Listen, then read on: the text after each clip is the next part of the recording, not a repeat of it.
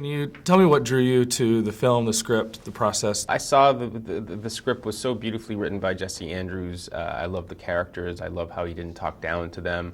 I love how it captured the angst of adolescence. It was a love letter to adolescence in a lot of ways, and also to the movies and to life and to creativity.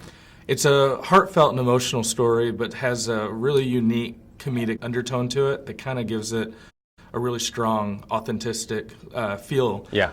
What was it like kind of teetering that line and making sure you didn't go too far in either direction?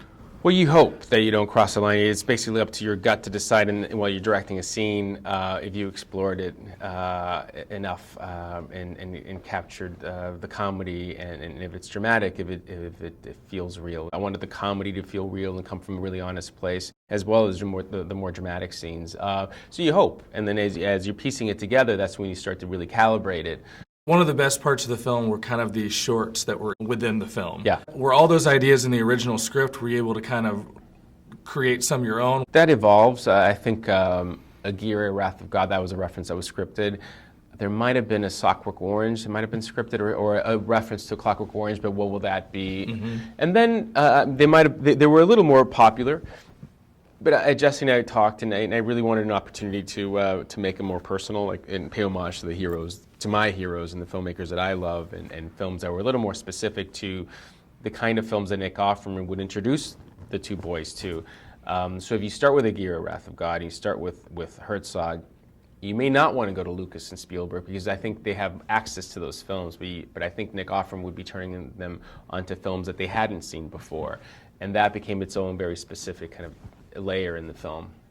Olivia shaved her head about, I guess, halfway, three-fourths of the way through the film. Did that change the way that you guys had to film based on continuity? Mm-hmm. And what effect did that have whenever she first came on set? Did that bring a sense of realism to the overall project? Oh, sure. You look at that level of commitment from her, and it raises the bar. And not that everyone wasn't already giving their best, but it does. She's so incredibly brave and committed to a role that it does set a tone that you have to respect, and what it does to her as a woman, and how that informs all her choices as an actor playing Rachel.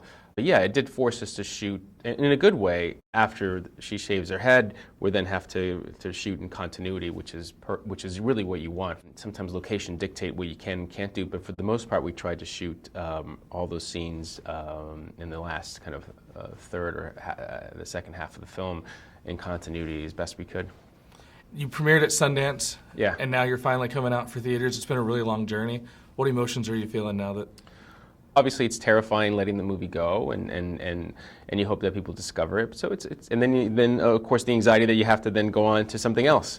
But this has been a really beautiful production and a beautiful release, at the beginning of a release schedule. But we've just been really supported by Fox Searchlight, and so it'll be hard to. I think it's going to be a hard movie to top. At least I think that now, because the bar has been set so high by everyone around us.